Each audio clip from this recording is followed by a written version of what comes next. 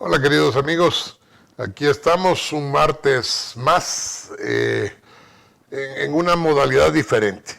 El día de hoy traemos una propuesta interesante.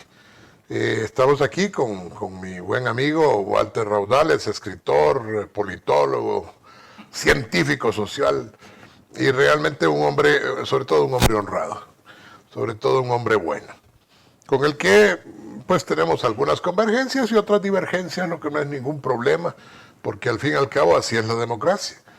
Lo que es interesante es que hoy vamos a hacer el primero de otros programas que vamos a ir intercalando con los coloquios que normalmente tenemos los días martes, pero de vez en cuando vamos a reunirnos con Walter en una especie de diálogo de izquierdas y de derechas y de izquierdas. ¿Qué cosas coincidimos? ¿Qué cosas no estamos de acuerdo? Pero nos vamos a dar cuenta que hay más cosas en común de las que pensamos. Cuando las izquierdas democráticas y las derechas democráticas, porque también evidentemente hay pues puntos de derechas absolutamente fascistas o de izquierdas absolutamente antagónicas de la democracia que realmente no coinciden en mucho, a lo mejor se parecen.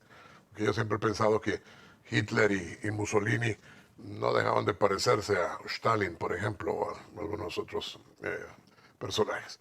Pero bueno, queremos agradecer primero la presencia de nuestro gran amigo Walter Raudales, quien esta noche nos acompaña en esto que vamos a llamar diálogo de desde los distintos puntos de vista de las izquierdas y las derechas. Muchas gracias, Walter, por estar acá. Buenas noches, Miguel. Un placer estar acá y es un honor realmente No, igualmente. podernos sentar, ¿verdad? Porque a veces tenemos muchos pensamientos encapsulados y no nos permiten sentarnos a platicar, pero yo creo que aunque estemos a veces en algunos puntos en las antípodas, así, en el lado contrario del río, yo creo que sí podemos platicar, sí Claro. podemos sentarnos y encontrar algunos puntos de coincidencia, por ejemplo, la honestidad, la no corrupción, son la coherencia, que son principios del movimiento izquierda salvadoreña, en el cual hemos creado con un grupo de oyentes de mi programa en la radio y que está creciendo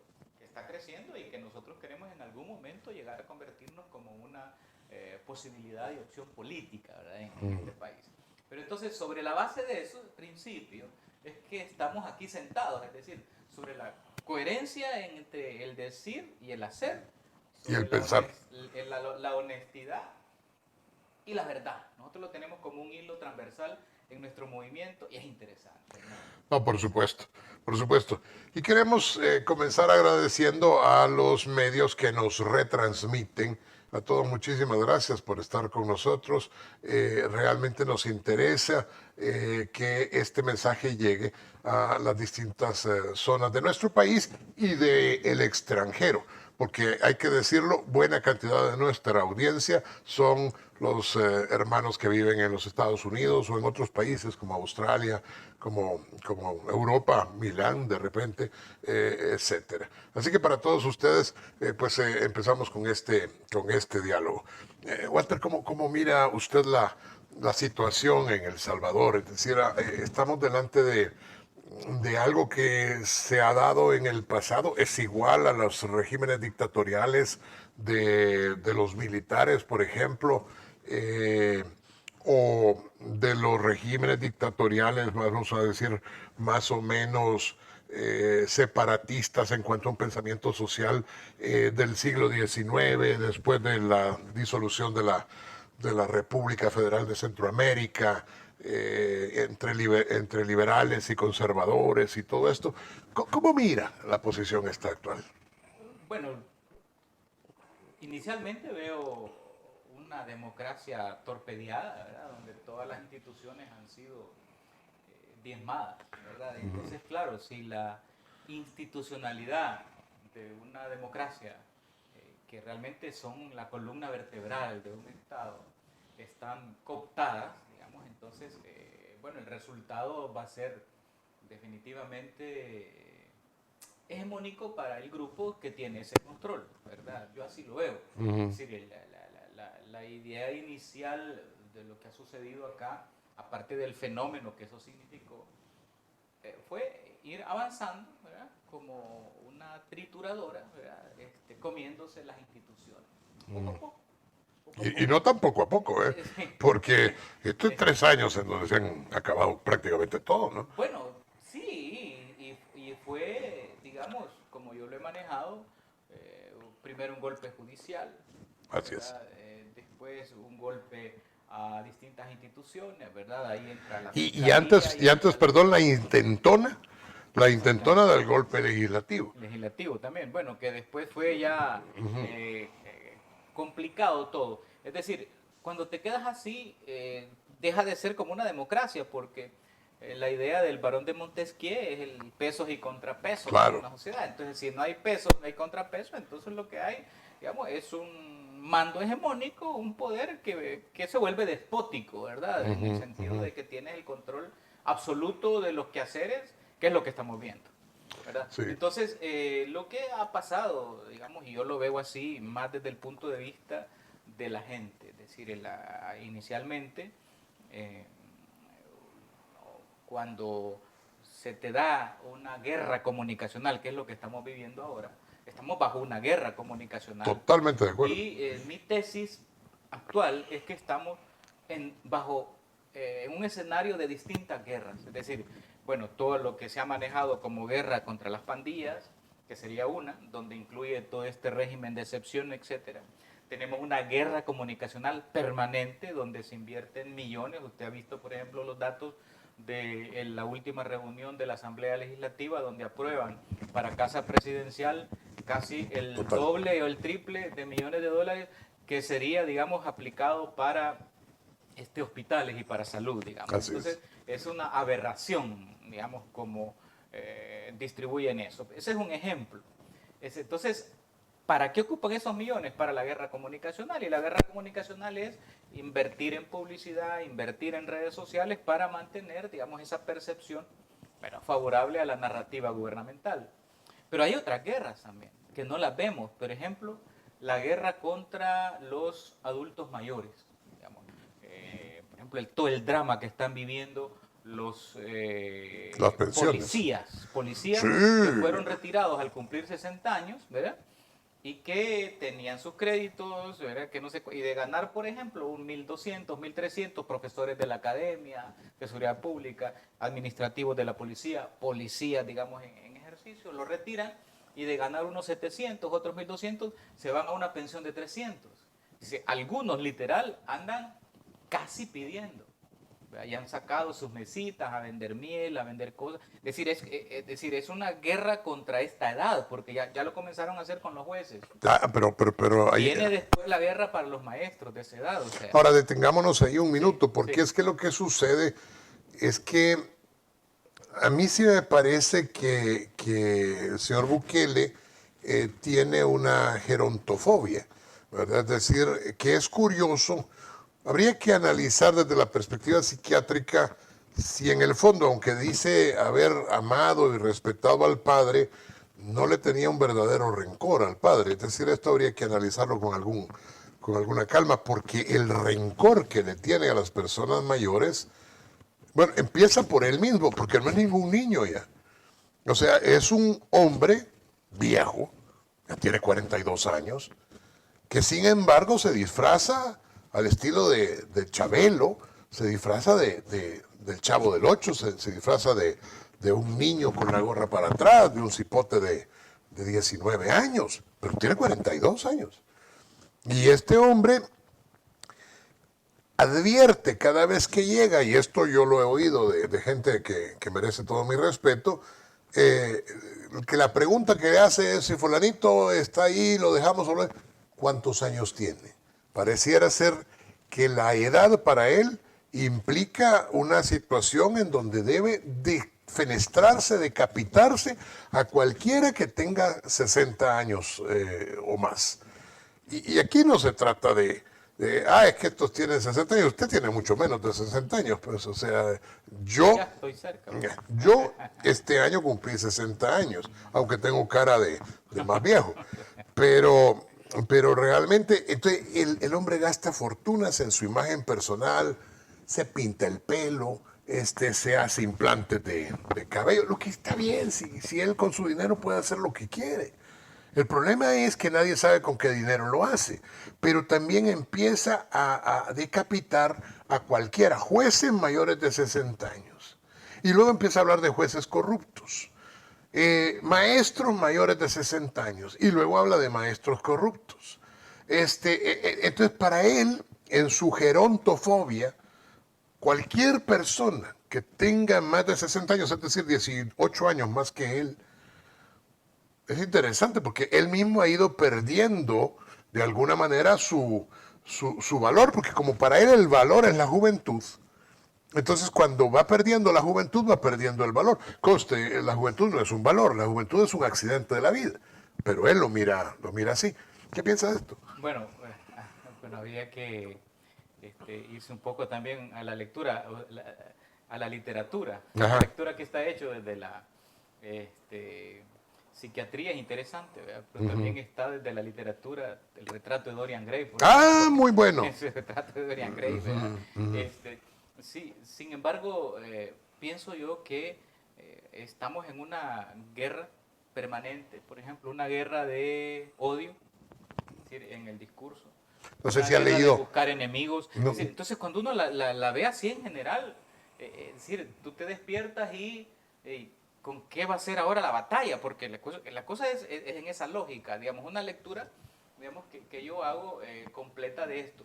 Porque me llama la atención, digamos, que, por ejemplo, en campaña se habló de crear un ministerio de valores, algo así dijeron. Y Sí. nada que ver ahora en este momento. Entonces, fíjense que a mí me llama la atención. Yo fui alumno del padre Yacuría. Claro. Y me recuerdo que él nos contaba en sus clases de filosofía lo que había hecho en el día, porque las clases eran de 6:20 a 8 y salíamos corriendo a agarrar el bus en la Ceiba para irnos a Tecla, y nos sacaban 10 minutos antes de las 8 para que no nos dejara el último bus en aquella época de los 80. ¿Verdad? Pero fíjese que él nos contaba qué había hecho en el día. Y en el día nos decía, fíjense que hoy recibí a Humberto Centeno, de la izquierda, por ejemplo, que era director Sí. de la UNTS. Sí, claro. Después llegó a ser Y ministro en tiempos de Funes, me parece. de Serén fue ministro de Trabajo. Pero Ah, murió. no, tiempo de Funes, sí. Sí, después Ministro de Trabajo, murió. Sí, murió, sí, sí. Bueno, entonces decía, lo recibí en la mañana, decía, pero ahorita en la tarde acabo de recibir a Fidel Chávez Mena, decía. Entonces, Yacu nos contaba cómo él recibía a todo el Dialba, desde la izquierda, que era en ese momento la UNTS, era la organización más fuerte de trabajadores, y era el brazo de masas, digamos, del FMLN, ¿verdad? Y recibía también a Fidel Chávez Mena, que era un representante del PDC en aquel momento. Que en ese momento era el gobierno, ¿verdad? Claro, era el gobierno y después fue candidato, etc. Y entonces, cuando yo lo veo así y recuerdo esos momentos, es decir, pienso, bueno, aquí realmente esa capacidad de poder sentarte a escuchar, digamos, esos polos de visión del mundo, porque son como visiones distintas en las cuales tienen sus propios principios y sus propios valores. Y entonces, ¿qué digo ahora? Bueno, hoy no hay esa capacidad. En el país lo que hay es odio, lo que hay es rencores, como usted decía, y lo que hay también son posiciones antagónicas en la lógica publicitaria, es decir, ¿quién es ahora el enemigo al que hay que atacar? Y darle en redes, y ese enemigo va desde el país, pasando por todo el continente, hasta, bueno, hay momentos, usted vio cómo hicieron con esta Norma Torres, que por cierto ganó. Cosa que yo considero que debe de ser vista como una pérdida para Bukele, porque hizo todo para que perdiera. Bueno, hay una especie de peligro porque en Estados Unidos existe una lista, ¿verdad?, donde Sí. se puede investigar esto de interferencia en los procesos electorales y políticos del país.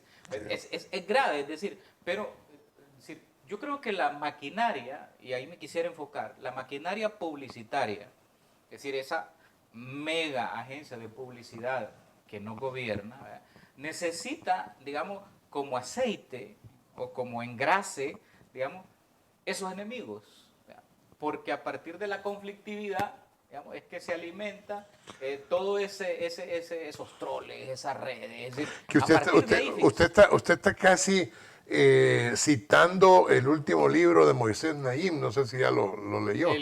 no lo he leído, pero sí he Entonces, oído comentarios. porque básicamente Moisés Naim habla que la venganza de los poderosos o algo así, este, eh, tienen una posverdad, son populistas y son polarizantes. Entonces estos no toleran a alguien que piense de manera diferente a ellos y lo llevan al plano de lo superlativo. Por ejemplo, como tú no pensás como yo, entonces tú odias a la diáspora, por ejemplo. Correcto. Odias a no Claro. sé qué cosa. Ajá, el superlativo. Y Entonces, luego la posverdad.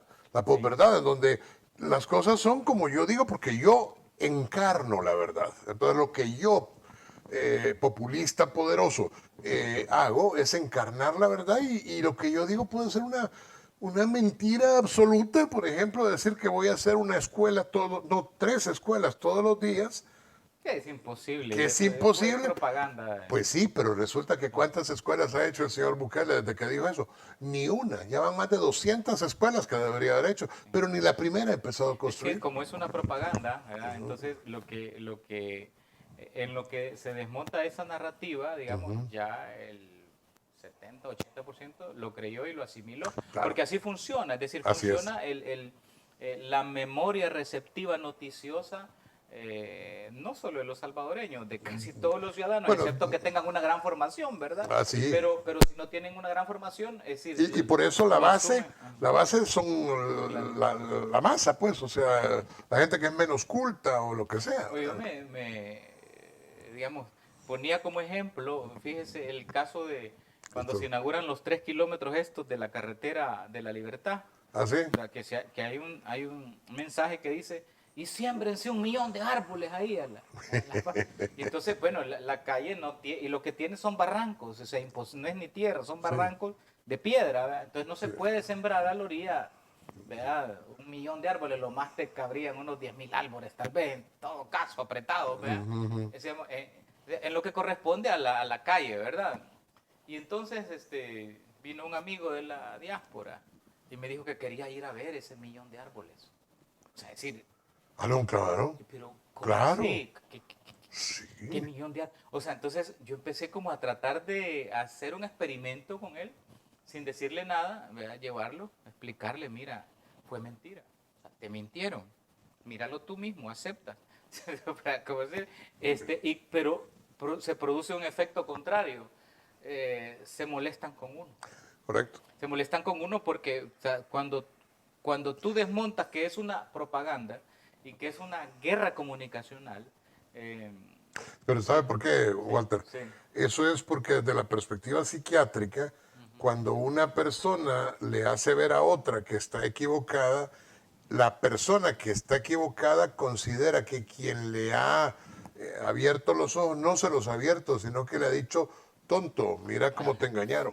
bueno, ¿Verdad? Aunque no sea esa la intención, ¿verdad? bueno, en la historia también de la literatura existe eso, ¿verdad? Y la historia también, que matan al mensajero, o Ah, sea, claro, meten al mensajero, es decir, claro, claro. ese es uno de los riesgos. Sí, Entonces, fíjense que es bien interesante porque el enemigo mayor, digamos, de esta situación, porque yo cuando digo de guerra comunicacional lo veo como un todo, ¿verdad? Un todo donde entra un constructo, digamos, de situaciones y realidades, digamos, que solo cuando los ves y los experimentas te das cuenta. Por ejemplo, una comunidad aquí en la capital, que de repente se abrieron las cárcavas, aquí en Brisas de me San acuerdo de San Francisco. Francisco, sí, sí, sí, sí, sí. Entonces cayeron y fue un espectáculo fuertísimo porque habían estado 3 meses antes diciendo que lo iban a arreglar. No, había Pero, salido el señor sí, Romeo, no sé sí, qué, el- diciendo que lo había ajá, arreglado y que ajá. ahora, no como los 30 años, Y porque no esa es habían parte del hecho estribillo, nada, no y no había hecho habían hecho nada. nada, y No, sí. se hundió, pero cuando se hunde, digamos, porque nosotros como movimiento estuvimos ahí algo cerca apoyando, ¿verdad?, a la gente. Y fíjense que es clase media, la clase un poco media, media alta. Y fíjense que cuando se cae eso, todavía no había terminado la lluvia y estaba aquello, el impacto de la gente. Llegan rápidamente, montan el podio, llegan los funcionarios y detrás de los funcionarios viene una coaster. Yo vi la coaster y se bajaron como unos 20 muchachos eh, con dron, con cámaras de fotografía. ¿Y eso lo vio usted, Claro, Walter? sí, yo lo vi. Cámaras de video, sonido, es decir, todo un equipo. O sea, es eso precisamente. Entonces estamos en el mundo de las comunicaciones. Entonces tenemos que entender. Llegaban para hacer como que estaban trabajando. ¿O No, qué? no, no, no, para tomar la conferencia de él que llegó a ofrecer el respaldo a la gente y qué tal. Y después se va él y se van y todos. y no volvieron y ahí está, bueno, la declararon deshabitada. No sé si habrán hecho una licitación, no sé en qué han quedado, pero ahí está deshabitado. Ah, no le creo. Sí, sí, la declararon deshabitada. ¿Y la gente que vivía ahí? La gente está alquilando, se fueron.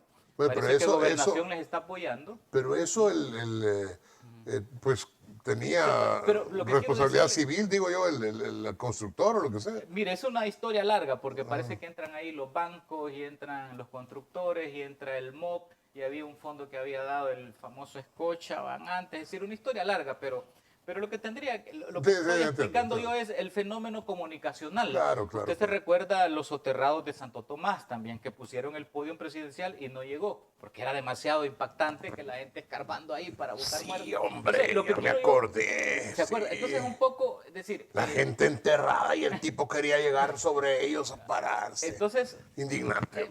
exactamente. Entonces, cuando lo vemos así, es realmente una comunicación permanente, pero llevada, digamos, a lo antiético. Es decir, llevada a un nivel de antiética que ya no hay límite, pues, no hay límite porque, No. es decir, yo entiendo que tenés que comunicar tus obras, tenés que decir tus logros, y estoy de acuerdo, y está bien, pero cuando ya sobrepasas la línea de la mentira, la línea del engaño, la línea de la tomadura de pelo, entonces ya es otra lógica. Entonces, cuando es una guerra comunicacional es porque tú al otro ya lo ves como enemigo.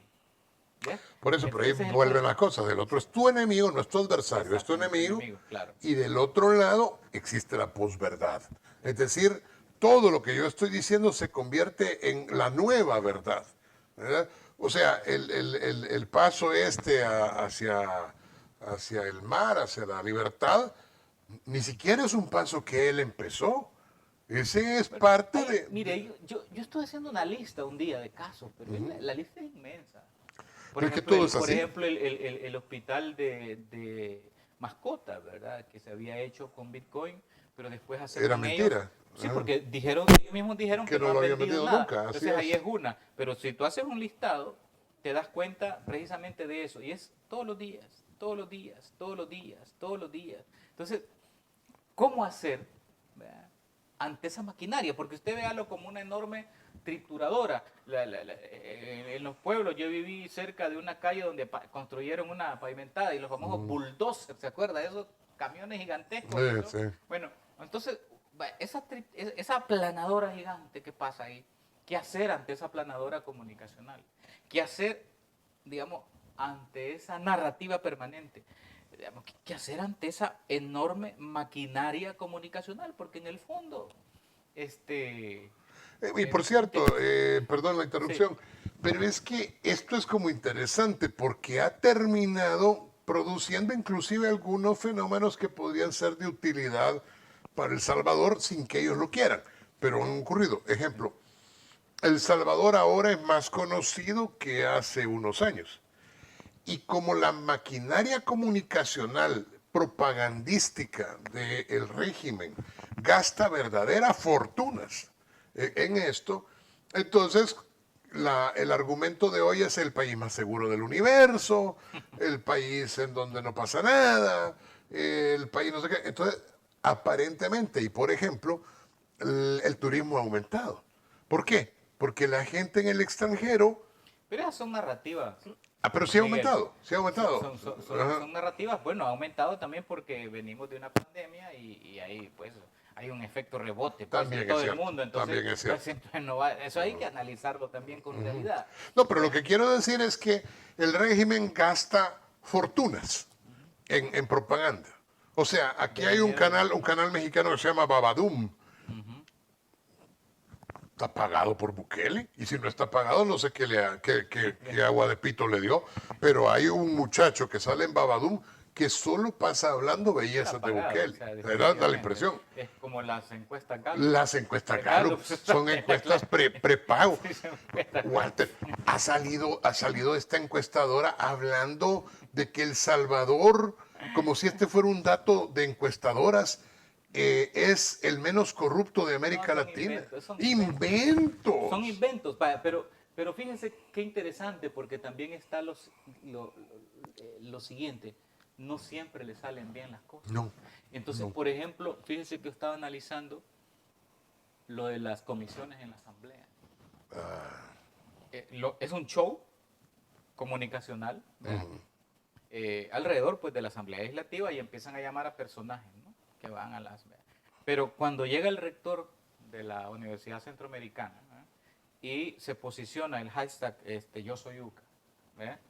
Y el hashtag oficial cae, ¿verdad? Después llega, también estuvo Lorena Peña y los arrastró. Así. Llega Eugenio y los arrastra. Entonces cada uno que llegaba Pero perdía la narrativa. Tanto que al final cerraron las tales comisiones. A eso voy. Así es. Entonces ellos como están midiendo, pero ahora es fácil, pues, tú le pagas a Google Analytica, a Google Analytica y te dice. Entonces ellos valoraron de que les estaba haciendo daño las comisiones, las cierran, desaparecen, ya no existen. ¿Qué pasó? La cerraron. ¿Dónde está el informe de esta comisión? Nada, o sea, por efecto de... Así es. Entonces, pero en su momento eso produjo lo que produjo. Entonces, Y empezó a producir mucho miedo entre muchas personas que estuvieron metidas en los gobiernos entonces, anteriores. mi llamado, digamos, a la población es a que haga un esfuerzo de tener pensamiento crítico, sino llegar digamos, a niveles de análisis o análisis de cruce de variables o a un análisis más profundo, pero la gente puede hacerse pequeñas cositas, pequeñas preguntas. Por lo menos dudar, ¿será cierto? Porque ya con esa pregunta tú tienes un gran avance y un gran logro, porque, o sea, decir, mira, no te lo tragues todo a la primera. Yo eso es lo que le digo a mis oyentes, lo que le digo a los miembros del movimiento. Miren, hagamos un esfuerzo de ponerlo en duda inicialmente. Después ya damos algún tipo de elementos más académicos si quieren y profundizamos cosas, ¿verdad? Y yo les pongo el ejemplo de este hospital, de esa galera, es una galera. A la galera esa de vacunatorio. No, nunca fue hospital. No, pero lo vendieron así. Claro. Y a mí me escribían amigos hasta de Argentina porque habían pautado allá y en Panamá. Eso es lo que digo, pautan en todos lados. Y hay unos videos de drones, unos drones desde arriba con luces, y aquella cosa preciosa por fuera, pero yo les decía, mira, y era el mejor hospital de América Latina. Bueno, y ahí está abandonado, no hay nada. Bueno, hay no solo está, nunca hubo nada, porque, y ese es el punto, y es que hay que decirlo, y lo digo como médico, fue siempre una gran mentira. Ningún hospital, como hospital, tiene la emergencia en un segundo piso, porque en la emergencia tiene que llegar, que se abren las puertas, la ambulancia pasa y ahí no hay primer piso. Ahí en el primer piso lo que hay es un parqueo. Eso nunca fue hecho para un hospital, pero engañó a todos con la posverdad. ¿Le parece si vamos? Correcto. Así es. ¿Le parece si vamos ahorita a un pequeño corte e inmediatamente después seguimos hablando de todo esto? Está bien, como... Ok.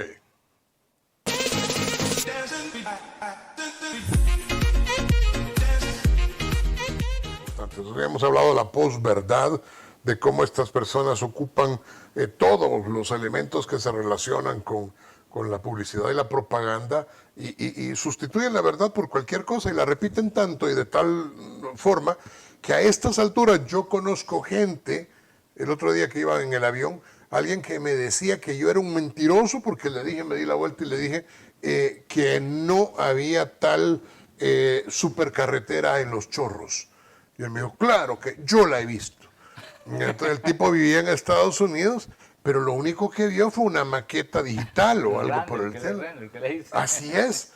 Pero entonces el problema es ese. La gente termina creyendo toda la publicidad del régimen y verdaderamente aquello se vuelve dramático, ¿verdad?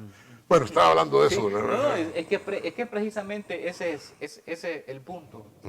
¿Cómo explicarle a la población que estamos en otro momento, estamos en otro tiempo, en donde hay un nuevo sujeto, ¿verdad? Que ha, digamos, eclipsado la política y es el sujeto tecnologías comunicacionales. ¿Verdad? Entonces, ahí aparecen una serie de conceptos, ya lo están estudiando, hay cantidad de filósofos de la comunicación que están dándole vuelta, porque lo que ha pasado en El Salvador ha pasado también en otros países y en otras latitudes, ¿verdad? Y aparecen estos personajes, digamos, que rompen, que les dicen outsider, ¿verdad? Que rompen con, digamos, con la tradición política, irrumpen, encantan, pero luego del encantamiento aparece, digamos, esta forma de desgobierno, le llamo yo, de Es desgobierno. correcto. Entonces, ¿cómo hacer, digamos, para enfrentar, cómo hacer para blindarse ante esa posverdad o ante esa comunicación amañada o ante esa mentira? Sí, porque aparentemente pareciera sencillo, pero es estudiado, es decir, analizan cada una de las cosas, porque básicamente es emocional todo. Yo creo Sí. que esta gente hace desde focus group hasta cualquier otra cosa para ver cómo va a reaccionar las personas. Fíjese que sí, lo que pasa es que muchas de estas cosas están ya superadas. Por ejemplo, ahora te, a través de la tecnología te analizan en cuestión de segundos todos tus me gusta, todos tus clips, Así, digamos, todas, claro, esa es claro. es la famosa que yo le mencionaba, la Google Analítica, ¿verdad? Ujú. Que viene funcionándose desde que estaba Obama, ¿verdad? Que fue que se hicieron algunos experimentos de este tipo y fueron exitosos. Entonces, por ejemplo, todo lo que usted hace en redes, digamos, queda un registro que lo pueden estudiar, pero no se lo estudia una persona, lo estudia la inteligencia artificial, es Claro. decir, lo estudian algoritmos. Entonces, usted puede preguntar, por ejemplo, en cada una de estas grandes compañías, en Google, en Facebook, en Twitter, en Instagram, en TikTok, en todo, usted, por supuesto, tiene que pagar, ¿verdad? Obvio. Porque estas compañías, esa es su riqueza. Entonces, vender los datos de uno, eso es lo que le llaman la Big Data. Entonces, pues sí, es tan sencillo como decir, mire, en las últimas 24 horas, ¿cuántos cuántas cuentas en Google, en Facebook o en Twitter han criticado al presidente, su persona, o han criticado al gobierno. Y te las tira. Y te las ubica y te puede dar, si tenés abierta el GPS o tenés abierto la ubicación, Hasta el sitio. te tira la ubicación y te tira dónde están todos los que dijeron alguna opinión contraria al gobierno. Pero ahí Entonces, vienen una serie de elementos que son interesantes, porque todo eso es cierto, pero todo eso necesita dinero también. no, por supuesto, ya, Entonces, claro, ahí es donde viene la gran corrupción. por Porque supuesto. es que como todos estos populistas que han aparecido en el mundo, porque no solo acá, Sí. ciertamente, hombre, vamos a decirlo, con distintos signos políticos, desde México hasta Brasil, desde Estados Unidos hasta Francia, realmente, o la Argentina o el Perú, lo que sea, hay una serie de populistas que han encantado a sus poblaciones. Y las han encantado en base, me da la impresión, a los errores que los partidos políticos o las pues, tendencias políticas tradicionales han ido estableciendo. Ah, que allá son los liberales y los conservadores. Ah, que allá son los nacionales contra los no sé cuántos, que acá son los del PRI y el PAN. Bueno, pues todos estos han tenido errores y como han tenido errores, ahí viene el gran atarrayazo, son los mismos de siempre, ¿verdad? Porque nada de esto es propio de Bukele, ¿eh? Muchas de estas campañas, inclusive la media luna, con la golondrina, realmente aparecen en el Brasil, por poner ejemplos. Pues el color cian, yo no tengo claridad de por qué le gusta a Bukele. Hay quienes dicen que es porque es un color particularmente sagrado y de buena suerte No, aparece en una de las familias de la serie de televisión eh, Guerra de Tronos. Una de Ah, las familias tiene ese cian y es un águila. Casi es el mismo símbolo. Usted la puede buscar. La segunda de las familias. Yo no he vea, visto Guerra de cada Tronos. familia tiene un escudo, Ajá. ¿verdad? De esta serie. Por eso, pero Y entonces una de las familias, nada es entonces ahí, inventado. pero es igualito. O sea, hasta la golondrina es casi igualita a esa águila. Ah, qué interesante. Sí, Pero porque ese es el punto. El tipo copia y tiene una gran data a sí mismo, en donde pues va viendo lo que ha sido exitoso en algún lado. Luego tiene a los mercenarios, porque son mercenarios estos venezolanos, pues no son personas que hagan las cosas por convicción. Es decir, estas personas son gente de Juan Guaidó allá en Venezuela. Y allí en Venezuela aparece, por ejemplo, y esto también ha sucedido, que Maduro hace un hospital para chuchos. Y eso le trae mucho éxito allá. Entonces viene la venezolana esta, Sara Hanna creo que se llama, o algo así, y todo su grupo de mercenarios, y aquí copian lo mismo que allá criticaron. Entonces, usted dijo algo que me gustó mucho, Walter, porque yo creo que a partir de ahí se puede empezar a dialogar o se deja de dialogar. Uno tiene que ser congruente. Uno tiene que pensar, hablar y hacer de la misma manera. ¿Sí o no? Sí, ¿Ah? sí, no, porque fíjese que en este caso de las tecnologías tenemos que estudiarlas, Claro que sí. tenemos que conocerlas. Fíjese que, por ejemplo, si usted tuviese mucho dinero o a las organizaciones sociales tuvieran dinero o la oposición tuviera dinero, pagaría estos informes. Y Sí. le dice, mire, y entonces ellos reciben el dato o la data de todas las cuentas que le han hecho me gusta o dedito arriba o algún comentario en contra del régimen. Entonces le pagan a esa empresa, que puede ser Facebook, Twitter, la que sea, para que le lleguen mensajes a esos contrarios favorables para que empiecen a cambiar opiniones. Aunque, Pero mire, es una cosa, pero eso es mecánico, es decir, es un algoritmo que te lo produce y tú solo pagas, pero parece una cosa. Entonces, cuando ya entramos a ese nivel, ¿verdad? Ya estamos hablando de otra cosa. no, sí, pero a eso que acaba de decir Walter, nos Sí, vamos a ir sí, cómo no. al segundo y último corte, pero eso que acaba de decir es también bien interesante, porque aquí la oposición sí tiene dinero, lo que pasa es que no lo quiere gastar, y no lo quiere gastar ciertamente porque muchas personas se vuelven acomodaticias con el poder. Ha sido así todo el tiempo, ¿no? Y después se terminan quejando cuando se cierran los espacios de hacer los negocios que al principio todos estos ofrecen, porque al principio todos estos ofrecen muchos negocios. Es un mal negocio hacerle caso solo al negocio y dejar de lado la responsabilidad y la honorabilidad. Bueno, esta noche hemos estado hablando bastante con Walter. Hay dos Walter en el mundo, Walter el bueno y Walterio, un tipo sin nombre y sin honor que se vende al mejor postor a lo largo del tiempo, ¿verdad? Es decir, que ha tomado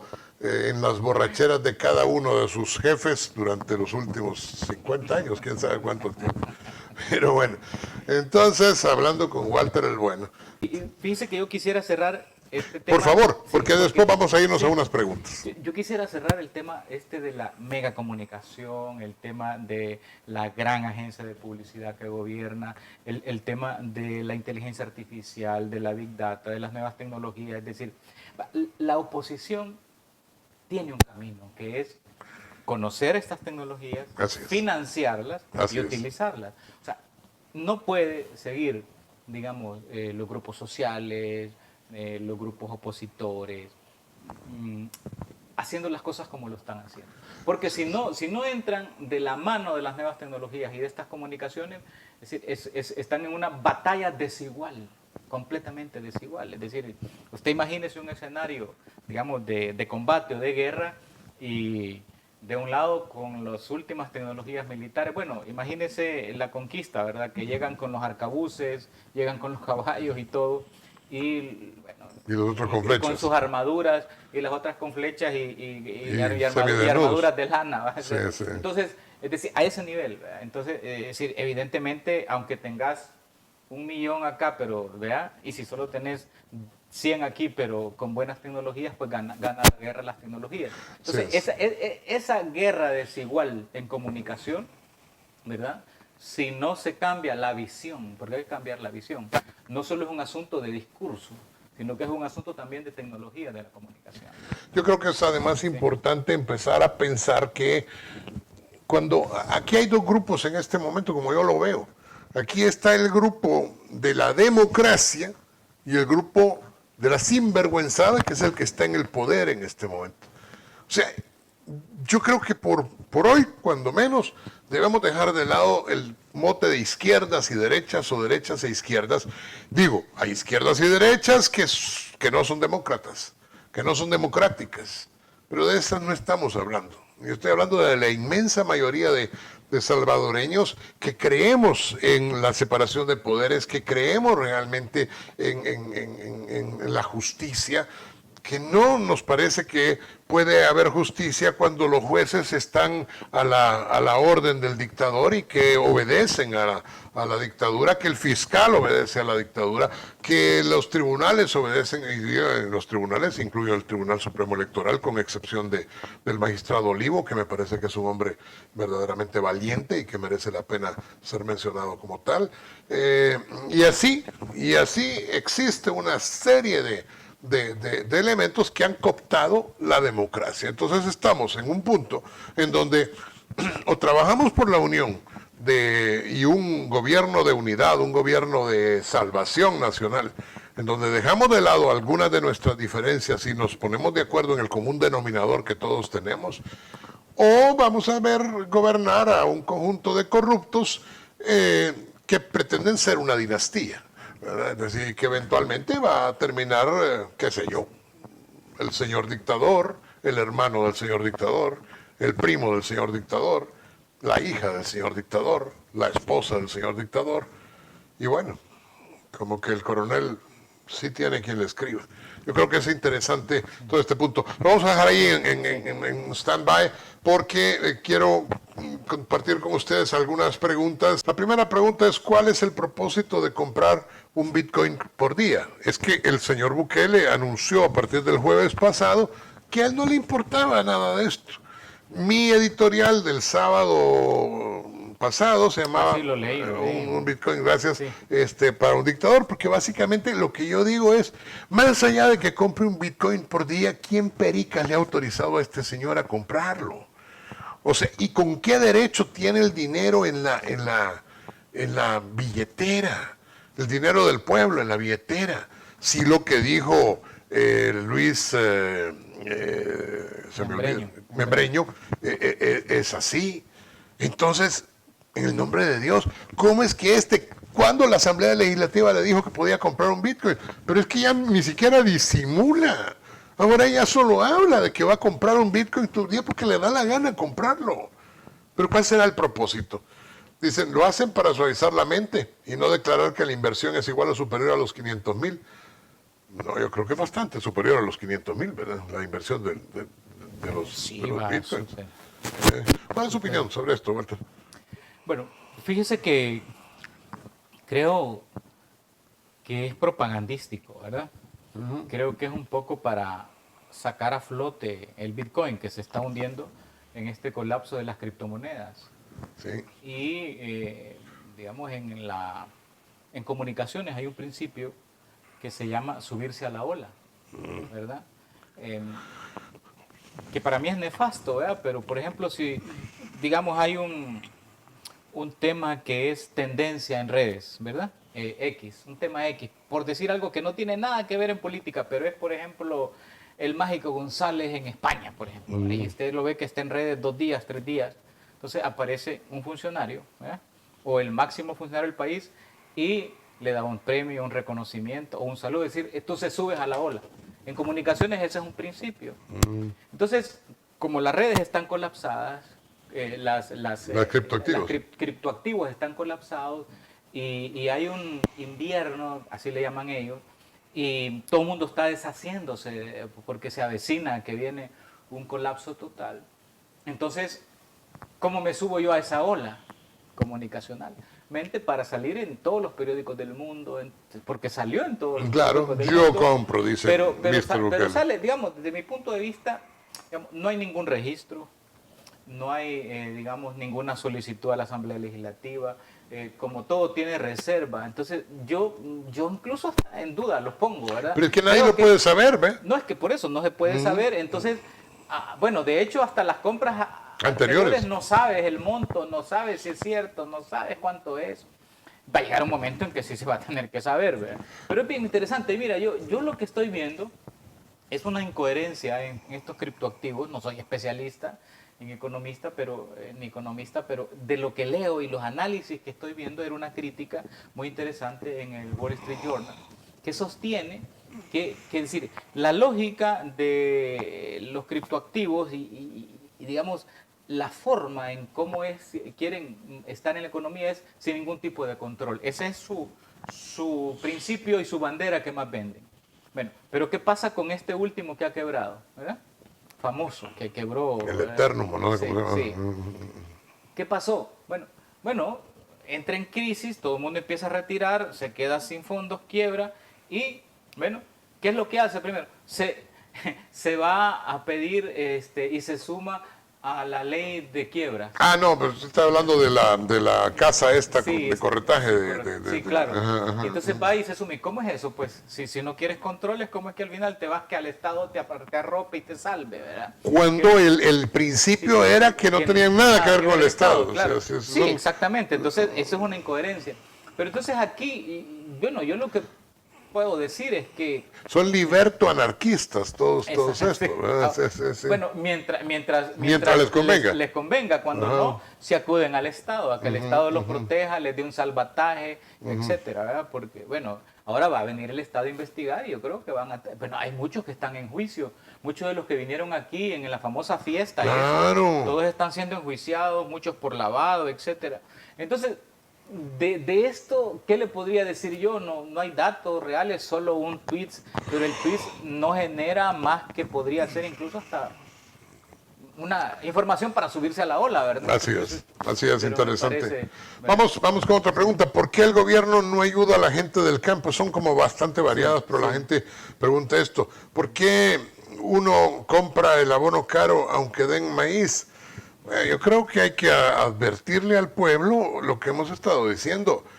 La semilla mejorada que se dio era una semilla vieja, más bien, que no germinó. Bueno, a mí me mandaron unos miembros de mi movimiento, que son campesinos, me mandaron imágenes del maíz que ha salido y nace podrido y nace en malas condiciones. El maíz que han cosechado. Yo lo que sí supe... es malísima la semilla. Lo que supe que como la semilla era tan mala no había germinado. Luego no se sembró una buena cantidad de maíz. Y claro, aquí en El Salvador, después de que se siembra el maíz y el maíz crece, cuando la mazorca ya está, la doblan y el día siguiente del doblar se siembra frijol. Pero el frijol necesita algo en que... entonces aquí no se sembraba maíz, no se sembró frijol. Y ahora resulta que el maíz está, el quintal, a $125, o sea, que es inaudito. El maicillo está más de $50, que también es inaudito.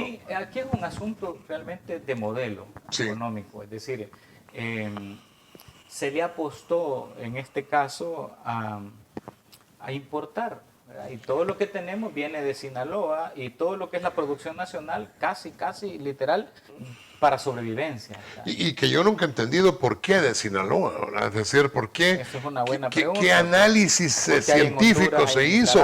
Hay en Honduras, hay en Nicaragua, los nicaragüenses y los hondureños consumen el mismo frijol que nosotros. Sí. ¿Por qué en Sinaloa? ¿Por qué se va a comprar a Sinaloa desde los macarrones hasta cualquier otra cosa? Bueno, lo vamos a dejar para que el gobierno, o más bien los personajes que ahora están en el gobierno, cuando tengan que dar cuentas a la ley, pues le digan por qué de Sinaloa. La pregunta 3 es, si el Bitcoin como moneda fracasó, ¿se puede considerar como malversación de fondos? Pues no había presupuesto para eso.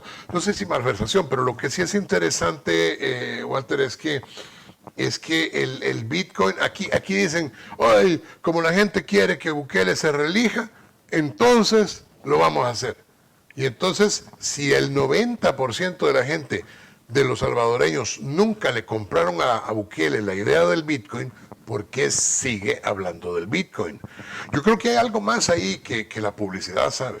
A mí me da la impresión que ahí en el fondo, como hay tanta opacidad, porque aunque la encuestadora prepago diga que este país es el más transparente y el que menos corrupción tiene, la realidad es que en El Salvador todo es... Lo que pasa es que las criptomonedas dan enorme pie para el lavado de dinero. por supuesto. Entonces, y por supuesto, como existe esta secretividad, ¿verdad? Absoluta, se permite. Ahora, los gobiernos, digamos, están avanzando en su desarrollo económico y sus bancos centrales con unas monedas Bueno, digitales, pero adjuntas al Banco Central de Reserva. Que es como lo está haciendo con Estados el Unidos. mismo, digamos, con el mismo valor de su moneda nacional. Por ejemplo, China expulsó a los bitcoiners y el bitcoin, y de hecho tiene presos a gran cantidad, por lo que implicaba la famosa minería bitcoin, pero aparte de eso, por toda la cosa esta de la opacidad y el lavado de dinero. Así es. Pero China sí está promoviendo la moneda digital yuan, la misma que está, pero a través del Banco Central de Reserva, que tú puedes hacer transacciones digitales también, etcétera. Es decir, no es un decir no a las nuevas tecnologías y un no a este activo digital, porque se está haciendo y no podemos darle la espalda a estas tecnologías. Claro, ¿verdad? claro. Pero sobre la base de esas seguridades, sobre la base, digamos, de cómo, digamos, lo hacen algunos países. Y hay interesantes experimentos. Y yo creo que el experimento de El Salvador fracasó. No lo quiere aceptar, no sé por qué. Yo creo que tiene que ver dos cosas. Primero, porque es un excelente, como tú estás diciendo, una excelente forma de, pues, hasta de lavado de dinero. Y habría que ver, porque como todo es opaco aquí, nadie sabe con cuánto dinero entró Bukele, porque no quiso hacer una declaración patrimonial, ¿verdad? Ni él ni la mitad más uno de sus ministros. Entonces no sabe, nadie sabe lo que tenía. Sí sabemos que tenía una participación en una agencia publicitaria y que tenía el papá, que ya había muerto, una venta de calzoncillos y de camisetas que no era muy grande. Pero ahora el hombre parece ser un potentado. Entonces, ¿de dónde salió ese dinero? Nadie lo sabe, porque existía la opacidad que se ha mantenido todo este tiempo. Pero además tiene una personalidad, eso sí lo digo con conocimiento de causa, tiene una personalidad enferma, es patológicamente, psiquiátricamente enfermo, entonces tiene una personalidad narcisista, muy acomplejado, con muchos problemas de autoestima. O sea, ahora que ya está engordando, ya usa camisa manga corta, pero no sé si se fijó, Walter, pero él no se quitaba la chumpita de cuero que andaba. Yo lo vi una vez en Miami, hace años de eso, cuando era alcalde de San Salvador, con un calor. Pero es que de verdad, un calor insoportable. Y el tipo con una chumpita de cuero y la gorrita, porque era el tiempo en que era pelón y era muy delgadito de hombros y de brazos. Entonces, los complejos han movido mucho de sus actitudes. El que sea tan narcisista tiene que ver con que no puede volverse atrás y decir, me equivoqué. Yo creo que también ese elemento debe considerarse. Bueno, la última pregunta es, ¿por qué los políticos, en su mayoría, dice el amigo, siguen siendo mentirosos y cambian su discurso de inicio de campaña o lo que desempeña durante su gestión? No sé. El actual no marca ninguna diferencia con los anteriores, según el comentario del amigo. ¿Opiniones? Ese es el Despertar. digamos, es lo que la gente común... La percepción. Percepción, sí, que la gente tiene, digamos, de los políticos.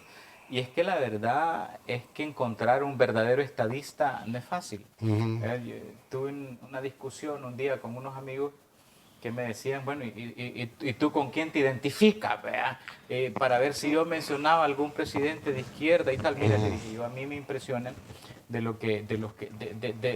la historia, me impresiona Pericles, ¿verdad? Que es presidente griego que construyó la Acrópolis y que con su mujer Aspasia hicieron todo lo que ahora A mí se Cincinnati. conoce del occidental. Pero recientemente le dije yo, a mí Mandela me ha impresionado y cada vez que leo más cosas. Estoy de acuerdo. Usted sabe que Mandela metió preso a la esposa, ¿verdad? A la esposa de él. Ah, sí, Sí, sí, la esposa de él, porque hubo una muerte rara y extraña y al final apareció que ella estaba involucrada y él anunció públicamente de que se había divorciado porque descubrió esto y que ya al salir el divorcio y la capturan y estuvo presa, ¿va? La Winnie Mandela. Sí. Entonces, pero aparte de todo, bueno, Premio Nobel de la Paz, estuvo preso 25 años. Entonces, hay políticos excepcionales. Como Mandela. Mandela, bueno, yo como de izquierda, Pepe Mujica, Pepe de izquierda, Mujica. claro, hay muchos de izquierda que me critican, me dicen, no, Pepe Mujica, mira, al final sigue la cosa igual, tal. Pero digamos, es esa percepción de que salen como entran. Es decir, usted lo ve que se va en su bochito, en su Volkswagen, se va a su casita y sigue, es decir, y hizo lo que pudo, pero es esa percepción de que no se fue a enriquecer. Es esa percepción de que no cambió. Entonces, cuesta encontrarlos, ¿va? Cuesta. Encontrarlos cuesta, ¿verdad? Cuesta. Cuesta encontrarlos y, bueno, los políticos, por lo general, toman a la política como un negocio, cuando tiene que ser un servicio. Entonces, a mí me llamó la atención una vez un discurso. El mismo Pepe Mujica decía que los que estaban en política no debían de tener salario. Porque entonces, porque realmente es un servicio, ¿verdad? Entonces, y dedicarle un par de horas a eso, etcétera. Es interesante el fenómeno, pero, digamos, claro, el hacer política en mayúscula es otra cosa, ¿verdad? Es transformar el país, crear mejores condiciones, etcétera. Pero nos hemos quedado a veces en la política con minúscula, que es esa politiquería de la traición, es esa politiquería del juega vivo, de quién es el más sinvergüenza, etcétera, ¿no? Y desgraciadamente mucho de esto tiene que ver con el modelo, o sea, el modelo económico, donde privan otros valores, digamos, que son los valores del enriquecimiento o antivalores más bien, ¿verdad?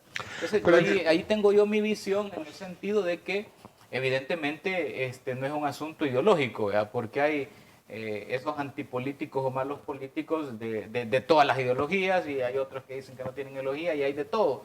Pero hay personajes que marcan. Porque ciertamente yo sí creo y coincido en que Mandela, por ejemplo, fue un gran estadista. Pero como Mandela, también creo que, no vamos a decir Pericles, yo voy a ocupar a un romano, creo que Cincinnatur, del que se toma el nombre de la ciudad de Cincinnati, realmente llegó a ser dictador de Roma. ¿En qué época es él, más o menos? Es en tiempos de la República. Entonces, en tiempos de la República está en peligro y Cincinnatur es llamado, es un patricio, agrario, vive en su finca, ahí está feliz, pero es un gran militar. Entonces los senadores le hablan a Cincinnatur que vaya a poner orden. Que vaya a poner orden y lo declaran, así era como se llamaba. Dictador que tenemos en El Salvador dictador en el sentido de que dicta sí, las no, normas. pero los romanos tenían ese concepto. Sí. Durante 6 meses le daban la potestad de dirigir al país casi de manera total. Y por 6 meses Cincinnatur llega ahí, lo reeligen como dictador, vuelve a tomar y acaba el peligro para Roma, a medio camino de su dictadura. Porque repito que era un tiempo establecido. Sí. Cincinnatur dice, he terminado mi trabajo acá, señores, les devuelvo, y da el símbolo del poder, y se vuelve a su tierra a seguir arando la tierra. Bueno, ese es un principio interesante, ¿verdad? Digamos que el poder no te enceguece, ¿verdad? Y el poder no te vuelve... Por eso es que la frase de Acton sobre que el poder corrompe y el poder absoluto corrompe absolutamente, no estoy seguro si es cierto, porque yo creo que más que el poder corromper, el poder desenmascara. Señores, se nos fue el tiempo. Se nos fue el tiempo, desafortunadamente. Sí. Así que, pues, Walter, Hay que seguir con estas vamos a pláticas, seguir ¿verdad? con estas pláticas. Vamos a seguir con estas Claro que pláticas. Y muchísimas gracias a todos ustedes por habernos acompañado esta noche de este martes. Un abrazo cordial. Bueno.